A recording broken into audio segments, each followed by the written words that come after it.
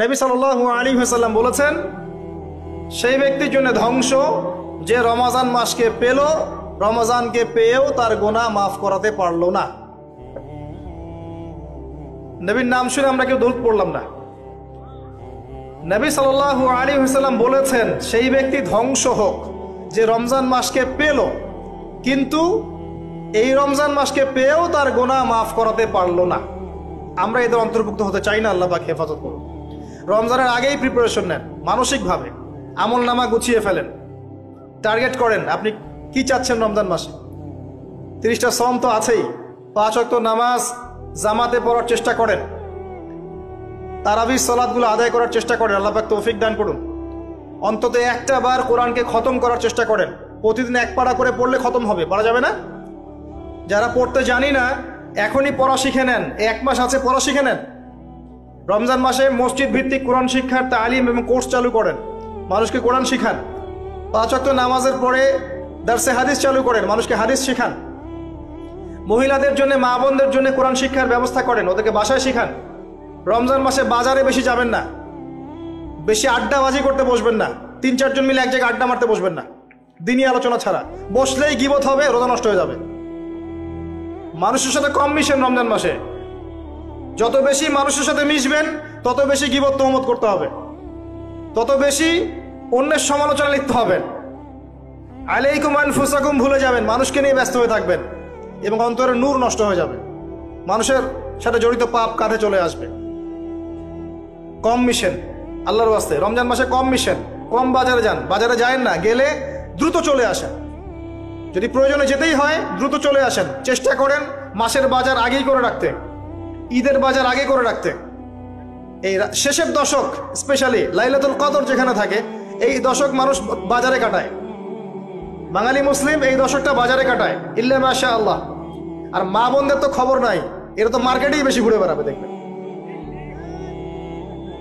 আর এত বেশি ইফতারের আইটেম করতে যায় না যে এই খাওয়ার পিছনেই আপনার সময় চলে যায়। যদি সারাদিন রোজা রাখার পরে 10টা আইটেম নিয়ে বসে ইফতার করতে, আসলে রোজা আমাকে আত্মশুদ্ধি শেখাইলো না। সেহরিতে যদি 20টা আইটেম থাকে, মনে হয় এটা আমার জীবনের শেষ খাবার, খাইতে পারবো না, তাহলে সমস্যা। এই রোজা আমার কোনো আত্মশুদ্ধি করবে না। কথাগুলো খারাপ লাগতে পারে কিন্তু বাস্তব। আপনি রমজান মাসকে ফিকির করেন, রমজানের ফিকির করেন। এই রমজান মাসে জাকাতগুলো দিয়ে দেন। জাকাত দিবেন না, এলাকার না, দেশের অর্থনীতি সমৃদ্ধ হবে না। জাকাত, শুধু জাকাত দেন, অনলি জাকাত। দেখবেন ইকোনমিক সেকশনে দিন দিন উন্নতি করছি আমরা। জাকাত সবাই দিতে শুরু করেন, দেখবেন সমাজে একটা মানুষ খুঁজে পাবেন না যে না খেয়ে মারা যায়, ইনশাআল্লাহ তাআলা। আল্লাহ পাক এর মধ্যেই ইসলামিক ইকোনমিক্স রেখেছেন। ধনীর সম্পদে গরিবের হক। এটাতে করে সম্পদ ঘুরতে থাকবে হাত থেকে হাতে, হাত থেকে হাতে। এতে করে সবাই খেয়ে পরে বাঁচবে। যখন আপনি সুদে যাবেন তখন এক শ্রেণীর মানুষ খাবে, আর এক শ্রেণীর মানুষ দরিদ্রতার অতল তলে চলে যাবে। এটা বাস্তবতা।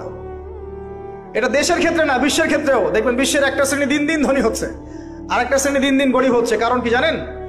রিবা, সুদ। রমজানের এই ফিকিরগুলো করেন। আল্লাহ পাক তৌফিক দান করুন যেন এই রমজানে আমরা আমাদের সমস্ত গুনাহগুলোকে মাফ করিয়ে নিতে পারি, আমিন। এবং বেশি বেশি সামর্থ্য থাকলে দিনের দাওয়াতি কাজ করেন। রমজান মাসে মানুষকে আল্লাহর দিকে ডাকেন। আইওয়াশ করতে যায় না, শোডাউন করেন না, ভিতরে ভিতরে দাওয়াতি কাজ করেন দিনের জন্য, ইসলামের জন্য। আল্লাহর জমিন, আল্লাহর দিনটা যেন প্রতিষ্ঠিত হয়। এবং এতিমের ভরণ পোষণের দায়িত্ব নেন, বিধবার খোঁজ খবর নেন, অসহায় যারা বৃদ্ধ বৃদ্ধা আছে এদের পাশে দাঁড়ান, সাদাকাতুল ফিতরগুলো দিয়ে দেন। রমজান মাসে সবাই সাম্যের হাত বাড়ান, আল্লাহর ওয়াস্তে রমজানটাকে কাজে লাগান। কে জানে এরপরে রমজান নাও পেতে পারেন। আর বিশ্বে যা শুরু হয়েছে, কোন দিন যে বিশ্ব পারমাণবিক বোমার মধ্যে চলে যায় আল্লাহ ভালো জানেন, আল্লাহ ভালো জানেন। এটা সম্ভাবনা নাই এমন নয়, সমূহ সম্ভাবনা আছে, সমূহ সম্ভাবনা। দেখতে থাকেন কি হতে থাকে ফিউচার। এবার আসেন, আমি যে কথাগুলো বলছিলাম, জ্ঞান অর্জনের পরে আমল, এরপরে হচ্ছে আপনার আত্মশুদ্ধি। আত্মশুদ্ধির কয়েকটা মাধ্যম আমি বলে দেই। বেশি বেশি কোরআন তেলাওয়াত, বেশি বেশি আল্লাহর জিকির, বেশি বেশি মৌতের স্মরণ, বেশি বেশি পরকালের ফিকির। পারা যাবে ইনশাল্লাহ। এবং কম কম কথা বলা, কম কম খাওয়া, কম কম ঘুমানো, কম কম মানুষের সাথে মেশা, পারা যাবে? এগুলো আত্মশুদ্ধির জন্য দরকার আছে, এবং আত্মশুদ্ধিওয়ালা মানুষদের সোহবতে গিয়ে থাকা পারা যায়? আল্লাহ পাক তৌফিক দান করুন। এরপরে আসবেন বেসিক কাজে। আপনার ইকোনমি হালাল কিনা দেখেন। হারাম রিজিককে ঘরে ঢুকতে দিয়েন না, সুদকে ঢুকতে দিয়েন না, আল্লাহর ওয়াস্তে হাত জোর করে অনুরোধ করছি, সুদকে ঢুকতে দিয়েন না, ছেড়ে দেন। আল্লাহ আপনার রিজিকের দায়িত্ব নেবেন। ওয়ারযুকুহু মিন হাইসু লা ইয়াহতাসিব, এমন উৎস থেকে আল্লাহ আপনাকে রিজিক দিবেন আপনি কল্পনা করতে পারবেন না। আপনি মনে করেন না রিজিকের মালিক আপনি নিজেই, সুদ না খেলে আপনি রিজিক পাবেন না, এমনটা ভাবেন না। এটা ভাবার নাম হলো শিরক। এটা শোনেন, যখন আপনি মনে করছেন যে এটা ছাড়তে আমি পারবো না, যদি আমি ছেড়ে দেই আমার পরিবার চলবে না, আমি চলতে পারবো না, মানে আপনি মনে করছেন রিজিকের মালিক আপনি নিজেই। এটা শিরক।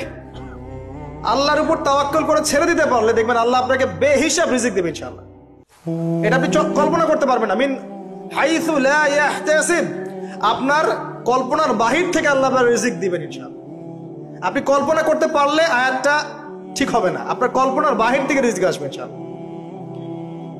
এবং এটা হচ্ছে, দিন দিন বহু মানুষ সুদ ছেড়ে দিচ্ছে আলহামদুলিল্লাহ, এবং হালাল ব্যবসা করছে, হালাল কিছু করার চেষ্টা করছে। আল্লাহ পাক ওদেরকে না খাইয়ে রাখেন নাই, বরং সুদখোরদের চেয়ে ভালো রেখেছেন আলহামদুলিল্লাহ। চেষ্টা করেন এরপরে বেসিক পরিবারের আদর্শ ঠিক করার জন্য। পরিবারে কালিমা থাকবে, কি থাকবে? লা ইলাহা ইল্লাল্লাহ, তাওহীদ থাকবে। পরিবারের সুন্নত থাকবে, পরিবারে তালিম থাকবে, পরিবারের মধ্যে পর্দা থাকবে, এবং এগুলো বাস্তবায়নের চেষ্টা আমরা করব। যদি এরপরে পরিবারবর্গ না শোনে, আপনি আসহাবুল কাহফ হয়ে যান। কথা বোঝা যায়? যদি বলতে বলতে বুঝাতে বুঝাতে দাওয়াত দিতে দিতে আপনি ক্লান্ত হয়ে যান, কিছুতেই মানুষ আপনার পরিবারবর্গ কথা না শোনে, সেপারেট পরিবার গঠন করে, আলাদা পরিবার করুন, একা থাকেন, সুসম্পর্ক বজায় রাখেন, যার যার হক তাকে তাকে দিয়ে দেন, কিন্তু আপনি আলাদা পরিবার গঠন করেন, নিজে একা থাকেন।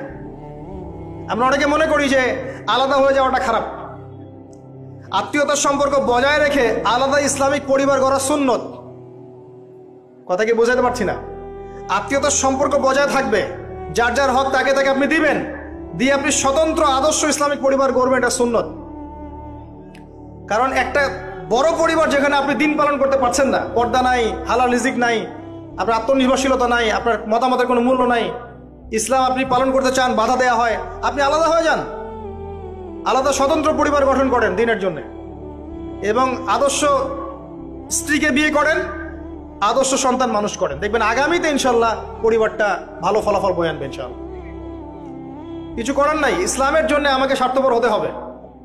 ইসলামের জন্য স্বার্থপরতার সুযোগ আছে। যখন দাওয়াত দিতে দিতে বোঝাতে বোঝাতে মানুষ একবারে ক্লান্ত হয়ে যায়, তখন নূহ আলাইহিস সালাম পর্যন্ত বলেছেন, রব্বি আন্নী মাগলুবুন ফান্তাসির, আল্লাহ আমি পরাজিত হয়ে গেছি, আমাকে সাহায্য করো। আল্লাহ পাক প্লাবন নামিয়ে দিয়ে সবাইকে ধ্বংস করে দিয়েছে। লূত আলাইহিস সালাম শেষমেশ তার স্ত্রীকে ছেড়ে চলে গেলেন। নূহ আলাইহিস সালাম তার সন্তানকে রেখে চলে গেলেন। মুহাম্মদ সাল্লাল্লাহু আলাইহি ওয়াসাল্লাম তার চাচাদেরকে রেখেই চলে গেলেন মদিনায়, হিজরত করলেন। চাচার ইসলাম কবুল করলো না। আবু লাহাব করেছে? করে নাই। ইভেন আবু তালেব, যিনি দীর্ঘদিন নবী সাল্লাল্লাহু আলাইহি ওয়াসাল্লামকে সাপোর্ট দিয়েছেন, সর্বশেষে গিয়ে কালিমা পড়তে বলেছেন নবী সাল্লাল্লাহু আলাইহি ওয়াসাল্লাম, তিনি কালিমা পড়েন নাই, বলেছেন আমি আব্দুল মুত্তালিবের ধর্মের উপরেই থাকলাম। কি হলো তাহলে? ইচ্ছা করে কাউকে হেদায়েত দেয়া যায়? আল্লাহর পক্ষ থেকে হেদায়েত আসে। আসহাবুল কাহফ সমাজে টিকতে পারলেন না, গুহায় চলে গেলেন। আল্লাহ পাক 309 বছর ঘুম পাড়িয়ে রাখলেন, আবার জীবিত করলেন। তারা কি জান্নাতি নন? ইব্রাহিম আলাইহিস সালাম বাবাকে এত নসিহত করলেন, বাবা বলল বের হ বাসা থেকে, না হলে মাথা ফাটিয়ে দেবো রজম করে একবার। উনি চলে গেলেন, সাথে একজন তার স্ত্রী সারা আলাইহিস সালাম, তাকে নিয়ে চলে গেলেন প্যালেস্টাইন। প্যালেস্টাইনের নাম শুনেছেন? কোথায়? শেষ জামানার সবচেয়ে ইম্পর্টেন্ট জায়গা প্যালেস্টাইন। মনে রাখবেন, শেষ জামানায় যত কিছু ঘটছে এর কেন্দ্র হচ্ছে ফিলিস্তিন এবং জেরুজালেম। ওই জায়গাটার জন্য এত কিছু, বিশ্বে যা কিছু দেখছেন ওই জায়গার জন্য এত কিছু। কিছু মানুষ চায় ওখান থেকে বিশ্ব শাসন করতে, এবং তারা সেটা করবেও। সেটা একটা সাময়িক সময়ের জন্য। তারপরে ইনশাআল্লাহ তাআলা মুসলিমরা ওদের গর্দান উড়িয়ে দিবে ইনশাআল্লাহ, এবং ঈসা আলাইহিস সালাম সেখান থেকে ইসলামী খেলাফা আবারও বাস্তবায়ন করবেন ইনশাআল্লাহ তাআলা। আসেন এই বেসিক কাজগুলো করেন প্রিয় ভাইরা। আর আল্লাহ পাক আমাদেরকে কিছু প্রতিভা দিয়েছেন, কাউকে জান, কাউকে মাল, কাউকে লিখার ক্ষমতা, কাউকে বলার ক্ষমতা। আল্লাহ পাক যাকে যে প্রতিভা দিয়েছেন এই প্রতিভাটাকে আপনি দিনের কল্যাণে ব্যয় করেন। যদি একটা মসজিদ করতে পারেন করেন, একটা মাদ্রাসা করতে পারেন করেন, একটা শিক্ষা প্রজেক্ট করতে পারেন করেন, একটা ইসলামিক এনজিও করতে চান করেন, এতিমদের দায়িত্ব নেন, কোনো প্রজেক্ট করেন, মানবতার সেবামূলক কোনো কাজ করেন, পলিটিক্সে থেকে ভালো কিছু করতে চান করেন, পলিটিক্সে থেকে যদি ভালো কিছু করতে পারেন সেটাও করেন। মানে আপনি যেখানে আছেন সেখান থেকে দিনের জন্য কিছু করেন, পারবেন না? একজন মানুষ ধরেন একটা এলাকার রাজনৈতিক নেতা, তার পক্ষে কি পসিবল না ইসলামের জন্য কাজ করা, মানুষের ভালো করা সম্ভব না? পসিবল, এবং অনেক ক্ষেত্রে আমার চেয়ে বেশি পসিবল। একজন আলেম, তার জন্য কি এইসব মঞ্চে বসে দিনের কথা বলা সম্ভব না? মানুষকে দিনের পথে ডাকা সম্ভব না? একজন মসজিদের মুতাওয়াল্লি, তার জন্য কি মসজিদটা আবাদ করা সম্ভব না? একটা মাদ্রাসার প্রতিষ্ঠাতা, তার জন্য কি মাদ্রাসা আবাদ করা সম্ভব না? আমাদের প্রত্যেককে আল্লাহ পাক কিছু না কিছু সুযোগ দিয়েছেন, ওগুলোকে ফাইন্ড আউট করে আল্লাহর ওয়াস্তে যে কয়দিন বেঁচে থাকবো দিনের জন্য কিছু করে কবরও যাই, ইনশাল্লাহ জান্নাত পাওয়া যাবে। এগুলো বাস্তব কথা, প্র্যাকটিক্যাল কথা। আর একটা কথা মনে রাখবেন, আল্লাহ পাক বলেছেন নাসুল্লাহ ফানাসিয়াহুম, যারা আল্লাহকে ভুলে যাবে আল্লাহ ওদেরকে ভুলে যাবেন। যারা আল্লাহকে ভুলে যায় আল্লাহ তাদেরকে ভুলে যান। ইন্নাল্লাহা লা ইউগাইয়িরু মা বিকওমিন হাত্তা ইউগাইয়িরু মা বিআনফুসিহিম। একটা কওম যতক্ষণ তার অবস্থা পরিবর্তনের চেষ্টা করে না, আল্লাহ পাক ওই কওমের অবস্থা পরিবর্তন করেন না। ইন তানসুরুল্লাহ ইয়ানসুরকুম ওয়া ইউসাব্বিত আকদামাকুম, তোমরা যদি আল্লাহর দ্বীনকে সাহায্য করো তবেই আল্লাহ তোমাদেরকে সাহায্য করবে, তোমাদের পদযুগল দৃঢ় রাখবে। আমি আবার বলছি শুনেন, তোমরা যদি আল্লাহর দ্বীনকে সাহায্য করো তবেই আল্লাহ তোমাদেরকে সাহায্য করবে। এমনি এমনি সাহায্য আসবে না, আসবে না, কখনোই না। এভাবে ঘাপটি মেরে বসে থাকলে আর সবাই খারাপ হয়ে গেছে আমি ভালো, নিজে বাঁচলে বাপের নাম, অথবা সমাজটা পচে গেছে এখন আর কিছু করা যাবে না, এইসব চিন্তা করে যারা কম্বল দিয়ে মুড়ি দিয়ে শুয়ে থাকবে তারাও ধ্বংস হয়ে যাবে এক সময়। ধ্বংস হওয়ার সময় ওরাও বাদ থাকবে না, ওরাও ধ্বংস হয়ে যাবে। তো আল্লাহর দ্বীনকে সাহায্য করেন, যার যতটুকু ক্ষমতা আছে, প্রতিভা আছে, আল্লাহ পাক সামর্থ্য দিয়েছেন।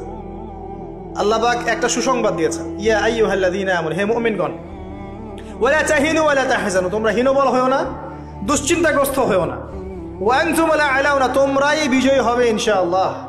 ইন কুনতুম মুমিনিন, যদি প্রকৃত অর্থে তোমরা মুমিন হয়ে থাকো, যদি তোমরা প্রকৃত অর্থে মুমিন হয়ে থাকো তোমরাই বিজয়ী হবে ইনশাআল্লাহ।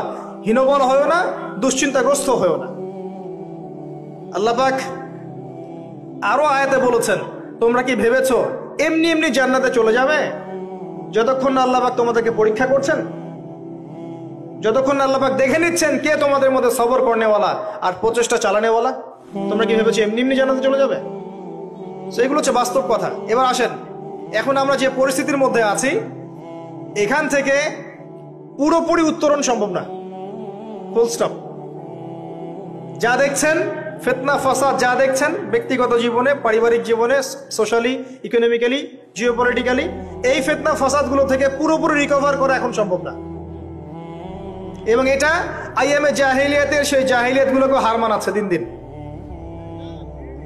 এখানে নবী সাল্লাল্লাহু আলাইহি ওয়াসাল্লামের সিরাত বা জীবনী এটা ঘেটে দেখবেন তিনি কিভাবে সমাজ সংস্কার করেছেন, ওটাই পথ পদ্ধতি, এর বাইরে কোনো পথ নাই। আর একটা দিন যাবে আর আপনার কাছে মনে হবে গতকালটা আজকের দিনের চেয়ে ভালো ছিল। যতদিন যাবে আলামাতুস সাআহ, আখিরুজ জামানের সাইনগুলো আরো প্রকাশিত হতে থাকবে। মানুষ মারা যাবে, মানুষ বেশি বেশি মরবে, মহামারীতে হোক, হত্যাকাণ্ডে হোক, যুদ্ধে হোক, মানুষ মরবে বেশি বেশি সামনে। উলামায়ে কেরামের সংখ্যা কমতে থাকবে, জাহেলদের সংখ্যা বাড়বে। যত দিন যাবে আল্লাহর প্রাকৃতিক গজবগুলো বাড়বে, ভূমিকম্প বলেন, মহামারী বলেন, জলোচ্ছ্বাস বলেন, ভূমিধস বলেন, আকৃতি পরিবর্তন বলেন, এগুলো বাড়বে। যতদিন যাবে হালাল রিজিক সংকীর্ণ হবে, জিনা বাড়বে, মাদক বাড়বে, মানুষ জিনা করবে হালাল মনে করে, মাদক খাবে হালাল মনে করে। যতদিন যাবে মেয়েদের সংখ্যা বাড়বে, পুরুষরা কমতে থাকবে, এবং ছেলেরা মেয়ের পোশাক পরে ঘুরবে, মেয়েরা ছেলের পোশাক পরে ঘুরবে। যতদিন যাবে ফাংশনাল জায়গাগুলোতে মেয়েরা চলে আসবে, ছেলেরা পিছিয়ে পড়বে। যতদিন যাবে যুদ্ধ বিগ্রহ বাড়বে, এবং সামনের যুদ্ধগুলো প্রথম ওয়ার্ল্ড ওয়ার, সেকেন্ড ওয়ার্ল্ড ওয়ারকে হার মানাবে। ওগুলো কিছুই নাই সামনে, ম্যাসাকার হয়ে যাবে পৃথিবী, ম্যাসাকার। একটা country, Poland, sorry Austria Hungary, সেখানে রাজপুত্রকে গুলি করা হয়েছে তার স্ত্রী সহ। এই ইস্যুটাকে কেন্দ্র করে সে তার পার্শ্ববর্তী দেশটাকে আক্রমণ করলো 2 সপ্তাহ পরে। এখন পার্শ্ববর্তী দেশের বন্ধু রাষ্ট্র ছিল রাশিয়া। সে বলল যে আমার বন্ধুকে আক্রমণ করা হলে আমি চুপ থাকবো না। আর অস্ট্রিয়া হাঙ্গেরি বলল আমি আমার বন্ধুকে ডেকে নিয়ে আসছি। তাহলে কে তোমার বন্ধু? জার্মানি। জার্মানিকে ডেকে আনা হলো, জার্মানি যুদ্ধে ঝাঁপিয়ে পড়লো অস্ট্রিয়া হাঙ্গেরির জন্য। রাশিয়া এদিক থেকে জার্মানিকে আক্রমণ করছে, জার্মানি এদিক থেকে ডিফেন্ড করছে। এদিকে অস্ট্রিয়া হাঙ্গেরি তার প্রতিবেশীকে আক্রমণ করছে। এবার ফ্রান্স বলল যে রাশিয়া আমার বন্ধু, আমি জার্মানিকে ছাড়বো না। তখন ফ্রান্স যুদ্ধে চাপ দিল, সে জার্মানির এগেনস্টে যুদ্ধ করলো। ম্যাসাকার অবস্থা, এমন যুদ্ধ যে একদিনে 17,000 মানুষ মারা গেছে। কয়েক ঘন্টার মধ্যে 17,000 মানুষ শেষ, এমন হয়েছে। এবং পানি পথে, আকাশ পথে, সব পথেই হয়েছে। এবার ব্রিটেন বলছে, ব্রিটেন যে ফ্রান্স আমার বন্ধু, আমিও চুপ থাকবো না, সেও যুদ্ধে চলে আসলো। কি ইস্যুটা ছিল? ওই যে রাজপুত্রকে গুলি করে হত্যা করেছে 1914 সালের সামার, গ্রীষ্মকালে। এই একটা ইস্যু থেকে আস্তে আস্তে একটা একটা করে দেশ হতে হতে হতে হতে আমেরিকা পর্যন্ত ইনভলভ হয়েছে।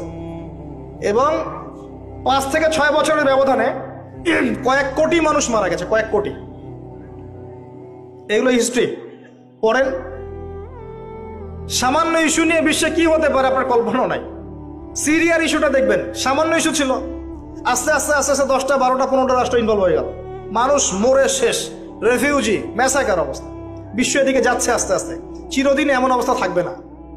নিজের আখের গোছান, নিজের আকীদা ঠিক করেন, আমল ঠিক করেন, পরকালের প্রস্তুতি নেন, হিসেব কিতাব চুকিয়ে দেন, হালাল খান, পরিবার গঠন করেন, পর্দা কায়েম করেন, দিনের জন্য কিছু করেন। সময় নাই হাতে আমাদের। আর ব্যক্তিগত কাজগুলো বেশি বেশি করে করেন, ওই দিকে দেখার সময় নাই। ওগুলো দেখে আপনি কিছু করতে পারবেন না, কারণ হাত বন্ধ, কিছু করার নাই। অতএব ওইসব বড় বড় ফিকির করে এখন আপনার লাভ নাই। ওটা যাদের করা তারা করবে, যাদের ওইসব ক্ষমতা আছে ওরা করবে, আমি করতে পারবো না। কিন্তু পরিস্থিতি বুঝতে পারছি যে পরিস্থিতি ভালো না, নিজের পরকালের ফিকির করে। যতদিন যাবে এগুলো বাড়বে এবং মানুষের মধ্যে নৈতিকতা কমবে, পারস্পরিক হৃদ্যতা, ভালোবাসা কমে যাবে। বাপকে হত্যা করবে সন্তান, মাকে হত্যা করবে সন্তান, পিতা মাতার দাস দাসীর মতো আচরণ করা হবে। দেখবেন কয়েকদিন পর জেনা এমন ভাবে বাড়ছে যে মানুষ মেয়েদের দিকে আকর্ষণ হারিয়ে ফেলে ছেলেদের সাথে জেনা করা শুরু করবে। আউযুবিল্লাহ পড়ছেন? এটা বাড়ছে দিন দিন। এটাকে বলে হোমোসেক্সুয়ালিটি বা সমকামিতা, দিন দিন বাড়ছে। এরপরে দেখবেন বাচ্চাদেরকে ধর্ষণ করা হবে, এটাও দিন দিন বাড়ছে এখন। এরপর মানুষ কি করবে জানেন? গবাদি পশুর সাথে জেনা করবে। দেখে নিয়েন, এই কথাও ফলবে ইনশাআল্লাহ। আর ইকোনমিক সেকশনে তো অনেক আগে বলেছিলাম আপনার টাকার মান কমবে, সম্পত্তি লস হবে, দিন দিন দিন দিন এদিকে ওয়ার্ল্ড যাবে। কি করবেন? ওই যে কাজগুলো বলেছি, বেসিক কাজগুলো ঠিক করেন। আল্লাহর ওয়াস্তে প্রথমে তওবা করে আল্লাহর দিকে ফিরে আসেন, আকীদা ঠিক করেন, আমল বেশি বেশি করার চেষ্টা করেন, সুন্নাহ মাফিক জীবনযাপন করেন, আল্লাহর ওয়াস্তে হালাল খান, হারামে যায় না।